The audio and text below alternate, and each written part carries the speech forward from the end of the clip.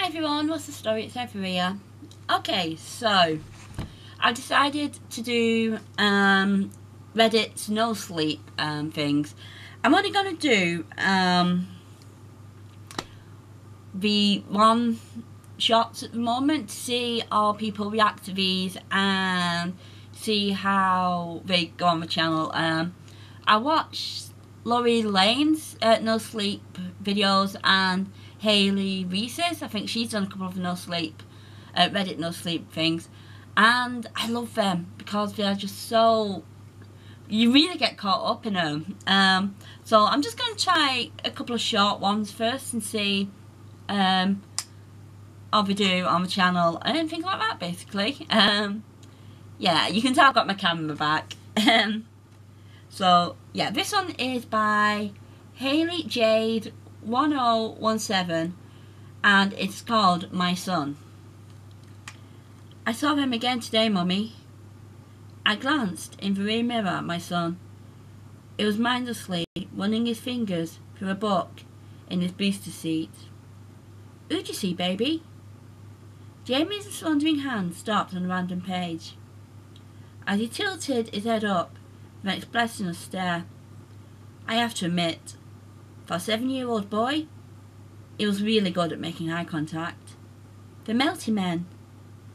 Jamie's occurrences with the Melty Men was not at all new. In fact, he had been dealing with his visions of them since he was able to talk. After years of struggling with this, with the help of a specialist, the two of us were Melty Men free for almost 2 months. Oh, I thought. Dr. Young helped you send them back to the fairy world. He shifted in his seat, snapping his book shut. I never actually had imaginary friends when I was a kid. I don't know why. It was just something that I never had. I don't know if that's where this is going or not, but it sounds like that. Fiery gates, not fiery world. I focused my eyes on the road, realising this conversation was about to unravel all our hard work and $500 therapy sessions. I am guessing it's America, so I have to use the American things. Right, sorry. Fiery gates, Jamie. I know we get mad when you talk to me about them, but are the Melty Men at least being nice this time? His voice perked up and a smile spread across his face. Oh yeah, he said. Sorry. They said sorry for my arms and my neck. They don't want to hurt me no more. They let me draw them too. I don't go around my pictures. The Melty Men had gotten increasingly active as Jamie got older. At one point, his hallucinations had instructed him to light his arms on fire by dousing them with gasoline and pressing matches to his skin. Luckily, I caught him before he could cause too much damage. However, the scars still lit the sections where the flames I couldn't put out ignited. I don't know which was worse, this, or the time he got hold of a kitchen knife, jabbed it into his neck because the visions told him to. 14 days in hospital, another 30 days in psych ward, 3 appalling visits from CPS, and $20,000 is what a knife to the neck costs. Who knew? Is that so? You ain't going to be mad at me for looking at your sketches anymore? Jamie nodded excitedly. Uh-huh. Want to see one now? Not right now, baby. I have to keep my eyes on the road. The truth was, I couldn't stomach another image of the Melty Men. Jamie drew incredibly detailed pictures of bony human figures with flesh peeling off, oozing yellow chunky pus. Their eyes were bright red, sunken, while their mouths had a terrifying, frozen scream. Sometimes the drawing, oh, I'm getting chills. Sometimes the drawings included those horrible disfigured things, gruesomely murdering Jamie. I'll never forget the day his teacher called me in for a meeting during class. He has sketched himself sitting at a dinner table, fork in hand, eating his own organs. Oh God, poor kid! That spilled out of a large gaping hole in his stomach. The melting men were laughing hysterically behind him. While Jamie might have had the skills of Picasso, his style is quite disturbing and got him kicked out of public school. I know, Mummy, but you don't want to class like Daddy. I just miss seeing him. After class 4, not before. He's a lot more beautiful after. I want to talk to him. I can't no more because his voice trailed off. I could tell he was getting upset. He always tried to hide his tears, tracked for. 3 months before my husband, Jamie's father, Leo, was T-boned by a drunk driver on the way home, getting surprise presents for Jamie's birthday. Oh. First response said he was dead upon impact. His spine was snapped clean in half. And most likely didn't even know what had happened. Poor kid. This traumatic freak accident caused Jamie to hallucinate that Leo was with him, except with a crooked back. He wasn't too worried that his illness manifested and added my husband to his collection. At least this one comforted him. Honestly, I think Jamie was taking his dad's death harder than I was. Because of Dr. Young, did he send Daddy somewhere too? He took a deep breath, sounding as if he shuddered. No, Dr. Young can't make Daddy go away. He can't go away until he's happy. It's Saul. He won't let me see Daddy. By this time, I was used to new figures invading Jamie's mind, but having one ward off another was news to me. Well, I've never heard of Saul before. Are you going to introduce me? Who is he? Well, just in the mirror, I saw him biting his lip. Like what had I just asked was absolutely forbidden. Saul is the keeper of a fiery gate. He's really powerful and really scary. The melting men are scared of him. They do what he says. I wish. His sentence abruptly ended as he began to whisper to his newfound invisible friend. Yes, but she's my mom. I gotta tell her. Come on, I was joking. No, please don't. I'll do anything. Don't make me do it again. Usually, I don't interfere with Jamie's conversations between him and his hallucinations. I've learnt that only made them worse.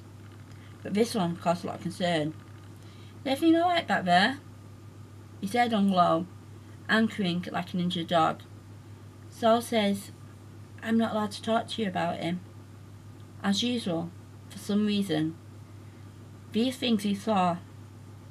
I had to keep everything hush-hush. I shouldn't have expected anything different from this one. Does Saul have anything to say? Jamie turned to the seat beside him and mumbled something he couldn't make out before nodding. His head like he had heard a reply, clear as day. He says, don't worry, Tessa's okay. She can see. Not like me, like you and Daddy, like everyone else. But she will be sick for a very long time.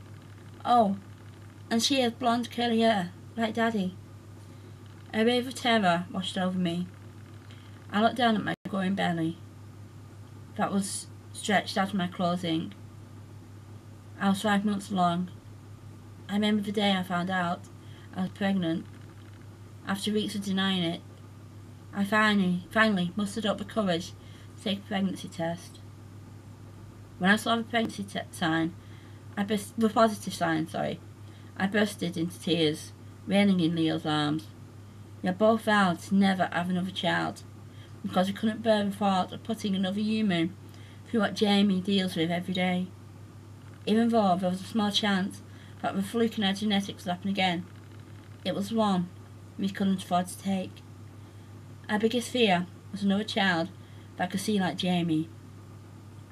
Leo and I succeeded for 7 years due to our carefulness, But somehow, somewhere, there was a slip-up, and I was carrying the result.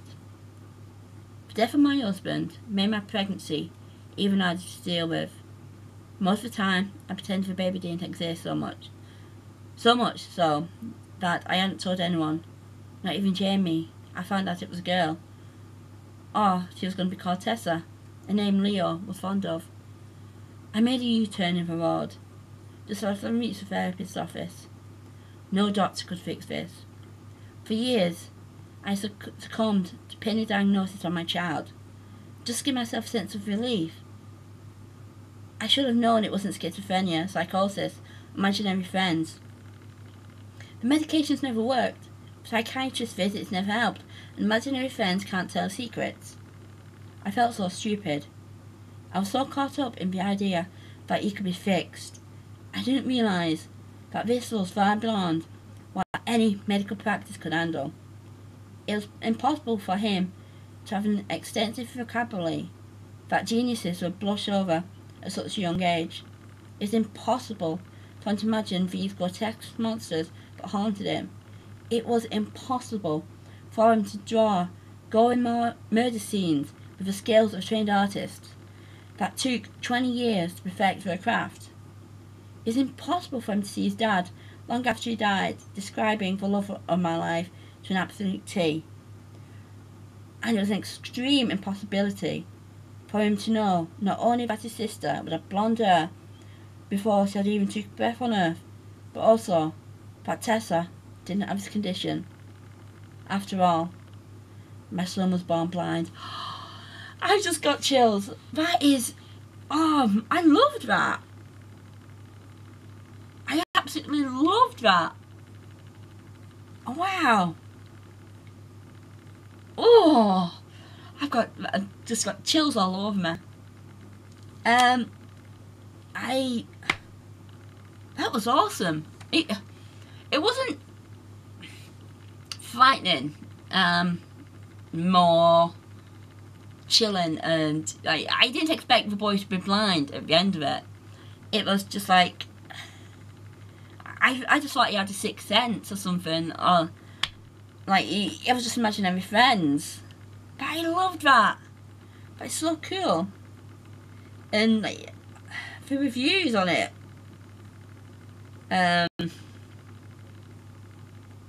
you know, I would love to have the talent to do something like this, to actually sit down and write a scary story or write a ghost story, something like that.